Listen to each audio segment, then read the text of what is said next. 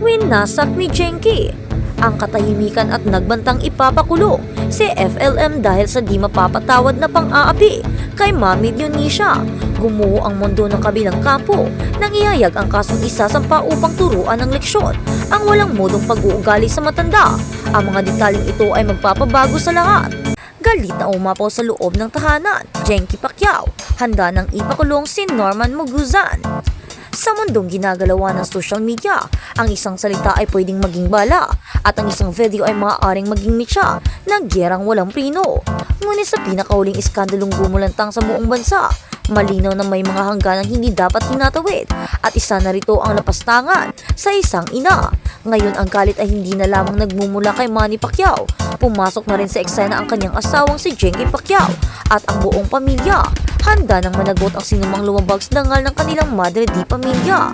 Ayon sa mga ulat, umabot na sa kaalaman ng buong pamilya Pacquiao ang mga umano'y pang-iinsulto ni Norman Manguzan, mas kilala sa alias na Francis Leo Marcos, laban kay Aling Dionisha, ina ni Manny Pacquiao at haligi ng kanilang tahanan. Isang pangalan na matagal nang iniuugnay sa kabutihan, pagpapakumbaba at tahimik na pamumuhay. Ngunit ngayon kinakaladkad sa putik ng kontrobersya.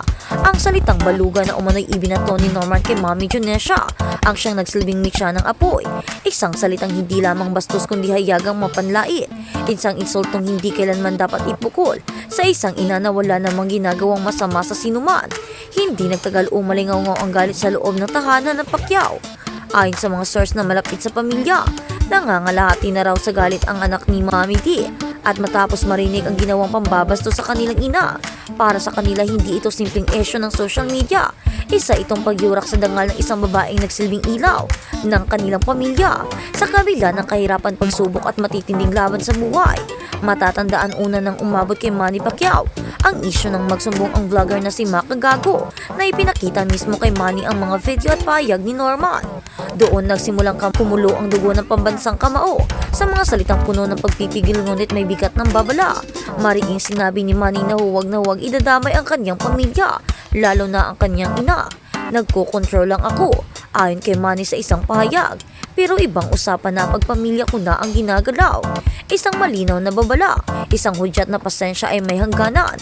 Ngunit sa halip na umatas, tila lalo pang naging mapusok si Norman Manguzan. Sa kabila ng galit at bantang kaso, kumalat online ang mga video kung saan nahiyagang hinamon ni Norman si Manny Pacquiao sa suntukan. Wala umanong gloves, walang patakaran at walang takot. Sa kanyang sariling mga salita, sinasabi pa niyang hindi pa raw isinisilang ang taong makapagsisindak sa kanya. Isang pahayag na umani ng pagkabiglang galit at mangamba mula sa netizens. Marami ang napailing, marami ang nagtanong at mas marami ang nagtaka. Talaga bang handang harapin ni Norman ang isang Manny Pacquiao? Hindi lamang isang boksingero kundi isang ama, asawa at anak na handang ipaglaban ang kanyang pamilya.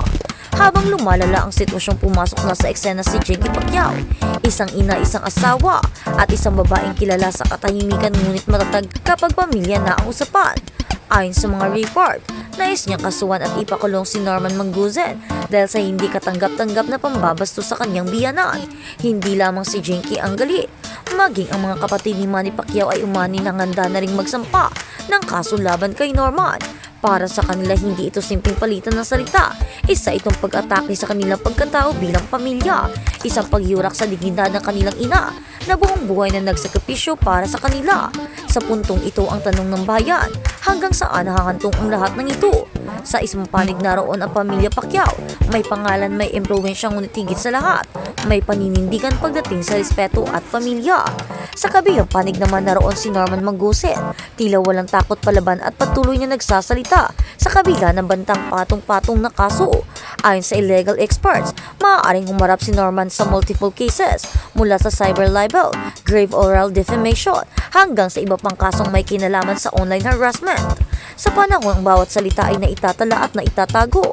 Sa digital na mundo, mahirap takasan ang pananagutan. Ngunit sa kabila ng lahat, nananatiling palaisipan ang motibo ni Norman. Bakit kailangan pang idamay ang isang ina? Bakit kailangan pang gawing personal ang isang alitan na pwede namang resolbahin ng maayos sa paraan? At higit sa lahat, bakit tila walang pagsisisi para sa marami? Malinaw ang ural ng isyong ito. Nasa mundong mabilis ang mga husga at mas mabilis ang pagkalat ng impormasyon. Ang respeto ay nananatiling pinakamahalagang sandalan. na ang ina sa anumang estado ng buhay ay hindi dapat gawing biro, insulto o content, at ang pamilya ay siyang banal na hangganan kapag tinawid na ang may kaakibat na matinding kapalit. Habang patuloy na binabantayan ng publiko ang susunod na kabanata ng skandalong ito, isang bagay ang sigurado, hindi pa tapos ang laban. Ngayon kayo mga ka-showbiz, ang tanong ay nasa inyo. Tama lang ba ang balak na pagpapakulong kay Norman Manguzen? Hanggang saan ang dapat nakalay na analita?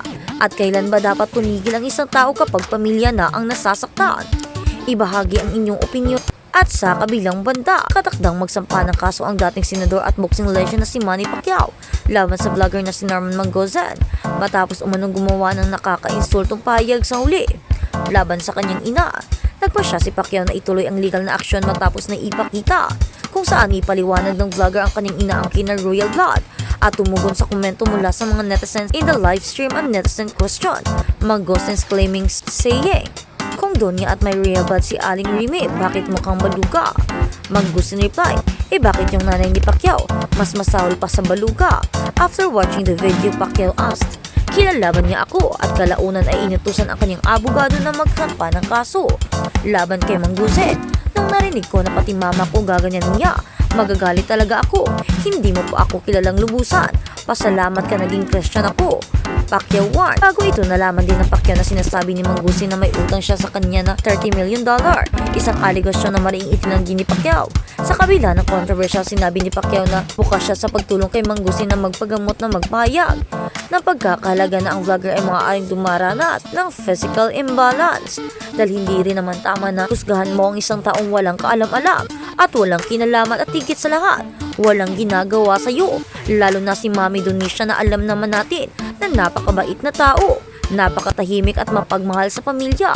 Kaya naman ang mga panghuhusga ni Manguzen ay hindi alam natin kung saan ang galing. Kung may galit ba siyang pinanghuhugutan o baka trip niya lang manghusga, lalo na kay Mami Donisha. O higit sa lahat ay baka inggit siya kay Pacquiao sa mga narating nito sa buhay. Bakit naman niya huhusgahan ang ina ng ating pambansang kamao? Wala naman itong ginagawa. Siguro, selos ang dahilan dito. Siguro inggit siya sa mga narating ni Pacquiao o sa pamilya Pacquiao.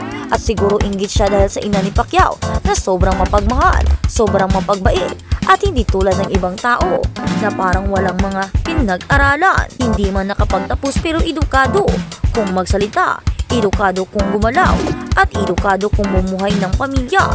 Kaya naman, hindi karapat-dapat na husgahan si Mami Donisha. Maliban sa matanda na siya, karapat-dapat din niya respetuhin dahil sa kanyang mapagmahal na puso sa kanyang matulungin na aura at higit sa lahat, siya sa pagiging ina.